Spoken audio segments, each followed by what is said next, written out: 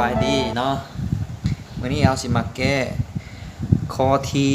2ของหัวบทสอบเสียงแพทย์ปี2019แล้วก็20นี้เนาะวันนี้เอาสิมาเบิ่งนำกันว่าข้อนี้เอาสิแก้แนวใดเนาะวันนี้ข้อนี้ให้เขียนใส่อยู่เจียมแบบนี้เด้อก่อนเฮาสิไปแก้ได้เฮาต้องรู้ว่าข้อนี้เฮาจะแก้แนวใดเนาะเป็นอันดับหยังเนาะก็คือแนวคิดเนาะจากเนาะตัวนี้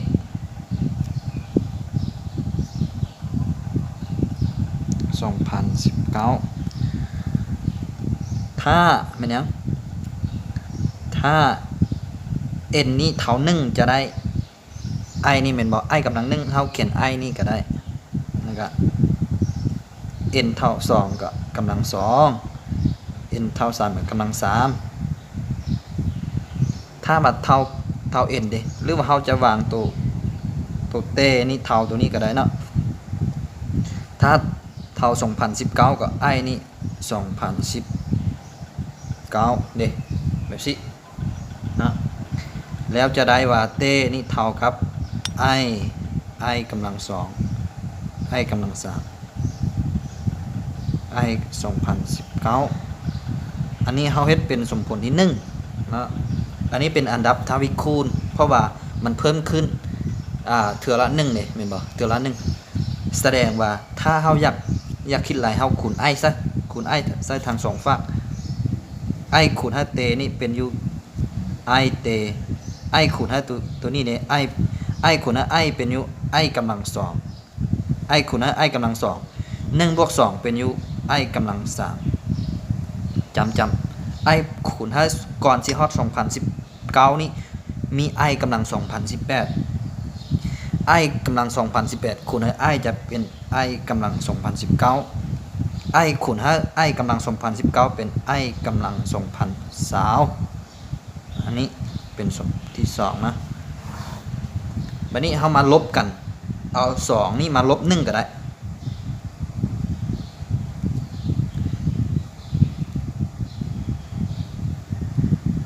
เตแล้วก็ตัวนี้จะได้เตตัวนี้จะลบกับตัวนี้จะลบตัวนี้จะลบตัวนี้สุดท้ายยังเหลือตัวนี้ยังเหลือ i นี่อันนี้เตกับเตคือกันเฮาแยกเตออกตัวนี้จะได้1อันนี้แม่นบ่เห็นแล้วเนาะตัวนี้แม่นบ่จะได้ตัวนี้แล้ว i กำลัง2020จะได้เท่าไหร่ i กำลัง2020จะได้อยู่ i กำลัง2อันนี้110แม่นบ่เพราะว่า2คูณ5 1,010ก็จะได้อยู่2,020บ่แล้ว i กำลัง2ทุกเทื่อต้องจื้อ i กำลัง2เท่าลบ1นี่ตัวนี้เป็นลบแต่ว่าเนื่องจากว่า 1,010 นี่เป็นจำนวนคู่จะได้อยู่1แม่นบ่แล้วจะได้อยู่เท่าแยกลบออกจะได้ i นี่แล้วทอนเป็นยังทอนเตเท่ากับเท่าไหร่เท่ากับลบ i ลบ1ส่วนให้เป็นยัง i ลบ1สุดท้ายจะได้เท่าไหร่ตัวนี้กับตัวนี้คือกันคัดกันไปอยู่ทึ่งยังเหลือ1แล้วก็อยู่ลุ่มยังเหลือ1สุดท้ายจะได้อยู่ลบ1แบบสิคือข้อใดก็หมายเอาเนาะข้อนี้นี่สำหรับข้อที่2นี่ก็ออกข้อกอนี้เนาะหรือว่าข้อ A นี้นะโอเคเนาะสำหรับข้อที่3เอามาต่อข้อที่3นี้เนาะข้อนี้ก็จะบอกหาเนาะอัลฟาตัวนี้ใหญ่กว่า0เนาะใหญ่กว่ามุม0นั่นแหละเนาะแต่ว่าน้อยกว่า180องศาผู้ว่าซินอัลฟาลบโคสอัลฟานี่เท่ากับ1/2แล้วมันยังต่อแล้วค่าข้อ8ซินอัลฟาโคสอัลฟาเท่ากับเท่าไหร่นะข้อนี้ผมมาเบิ่งนำกันว่าเฮาสิแก้แนวใดเนาะข้อนี้ มาเบิ่งนำกันนี้ข้อนี้เบิ่งนำกันนี้เด้อ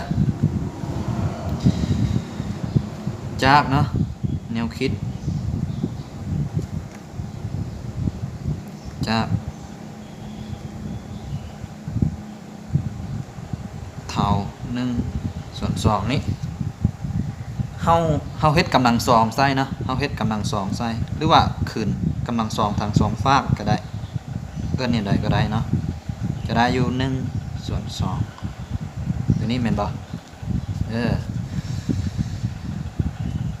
แล้วตัวนี้เฮากระจายอยู่นะเฮาใส่อีกกับคุณก็ได้หรือว่าเฮาจะเอิ้นว่าsinเนาะกำลังสองลบมันหยัง2 sin ตัวนี้แม่นบ่ cos มันหยังบวกให้ cos อัลฟาตัวนี้เด้ตัวนี้เป็นอยู่1กำลัง2ส่วน2กำลัง2แบบซี่แม่นบ่สุดท้ายยัง1 2กำลัง2เป็น4นี่แบบซี่แล้วซินกำลังสองโกสอัลฟากำลังสองเอาตัวนี้ย้ายไปเด้อตัวนี้ย้ายไปเป็นอยู่2อัลฟาโกสอัลฟาบวกให้1/4ตัวนี้ออกมันยังตัวนี้จืดเด้อตัวนี้นะทุกเทื่อเนาะทุกเทื่อมุมตัวนี้จะเป็นมุมแนวใดก็ยามันนะเท่า1ทุกเถื่อเด้อเท่า1